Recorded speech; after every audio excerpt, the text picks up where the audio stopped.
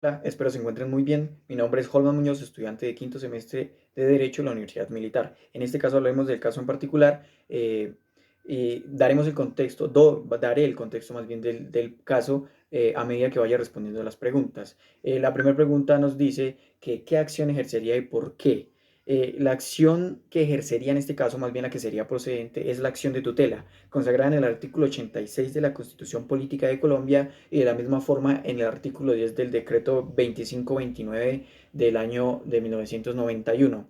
Es la acción de tutela la procedente para garantizar la protección de forma inmediata la protección de unos derechos que están siendo vulnerados y en este caso son unos derechos fundamentales, toda vez que así lo consagra la normativa y teniendo en caso los hechos fácticos y la realidad del caso, pues esta es la acción que es procedente. Pues es un caso en el que una señora de la tercera edad es oxígeno dependiente, es decir, que depende de una máquina dispensadora de oxígeno y que esta a su vez también depende del fluido eléctrico, de la energía eléctrica para su funcionamiento.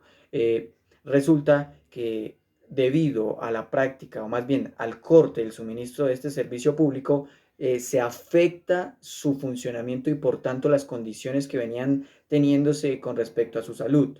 Es decir, que hay una falta de proporcionalidad y de razonabilidad por parte del servidor, o más bien de quien presta el servicio público en este caso, que no tuvo en cuenta condiciones propias de la señora debido a que por su falta o más bien por su negligencia hace que su situación con respecto a la salud desmejore y tenga un detrimento grave. Por lo tanto, la acción de tutela es la procedente. La segunda pregunta nos dice que qué derechos pueden estar vulnerándose.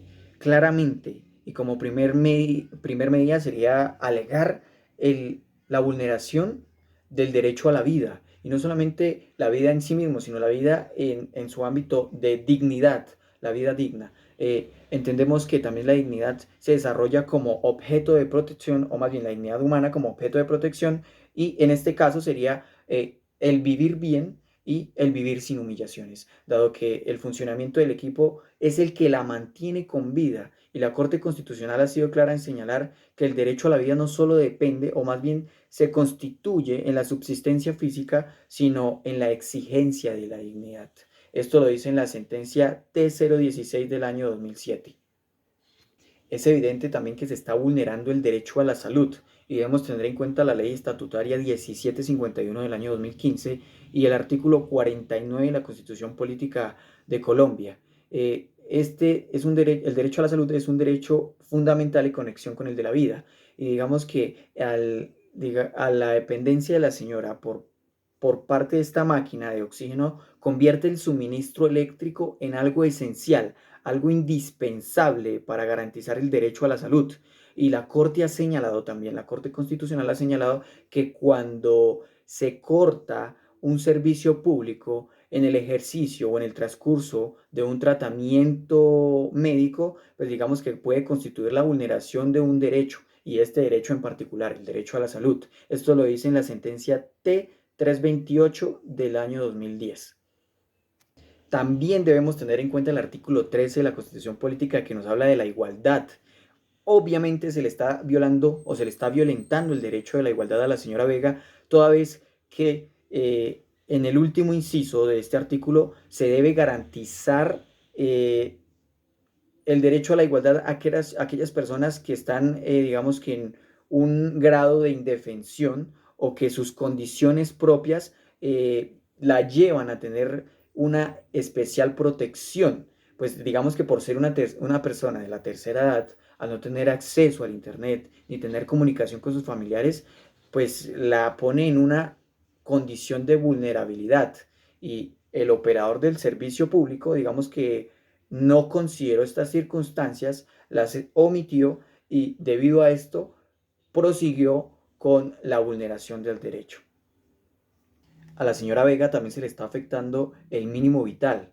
Esto en concordancia también con los artículos, el artículo primero que hace referencia a la dignidad y el artículo 11 también a la vida.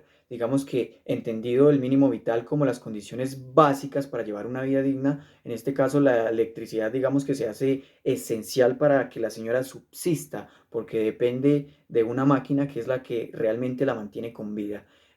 También la Corte Constitucional ha señalado o se ha manifestado acerca del corte de los servicios públicos con respecto a las personas que están siendo vulnerables por unas condiciones propias. Y esto lo hace en la sentencia T-546 del año 2009. La tercera pregunta que nos hacen es, ¿qué defensa o argumentos ejercería usted ante un juez para la procedencia de la acción y el amparo de los derechos de su cliente? En este caso, como primera medida, lo que haría es alegar una procedencia por amenaza grave e inminente. También vería la posibilidad de alegar un perjuicio irremediable toda vez que la amenaza es real, la amenaza es grave, por lo tanto inminente, porque son derechos fundamentales como la vida, derecho a la salud y el mínimo vital los que están siendo afectados, porque es un corte de un suministro de un servicio público que lleva 5 días de corte, el cual ha puesto en tela de juicio o más bien en riesgo la salud y la vida en sí misma de nuestra cliente, en este caso de la señora Vega. También es importante mencionar que en este caso hay una grave omisión o más bien una falta de proporcionalidad por parte del operador del servicio público debido a que no tuvo en cuenta circunstancias propias o circunstancias particulares del caso y de la señora en concreto, evadiendo algunos temas que son fundamentales y cruciales para el cumplimiento y la garantía de estos derechos. Eh, entonces, por este lado, la falta de proporcionalidad hace que se desvíe el derecho, se desvíe esas garantías, que conste la protección del mismo derecho. Entonces, también la Corte Constitucional ha señalado estos principios de proporcionalidad y de razonabilidad en la sentencia T-131 de 2013. Digamos que desconocer la edad avanzada, los hechos propios como la dependencia de una máquina de oxígeno es realmente una actuación gravosa por parte del operador de la empresa que ofrece los servicios públicos en este caso. Bueno, también estamos viendo una falta a la aplicación del principio de solidaridad, porque pues incluidas las empresas de servicios públicos están obligadas a prestar especial protección a aquellas personas que son vulnerables, que tienen una condición de vulnerabilidad tal que sus derechos o más bien sus condiciones están siendo permeadas por situaciones que no son dignas. Entonces se está viendo una falta gravísima al principio de solidaridad, que es claramente que más allá del incumplimiento del principio, es más una omisión por parte de esta empresa de servicios públicos. La cuarta y última pregunta que nos hacen respecto a este caso es que ¿quién sería la autoridad competente para resolver dicha acción?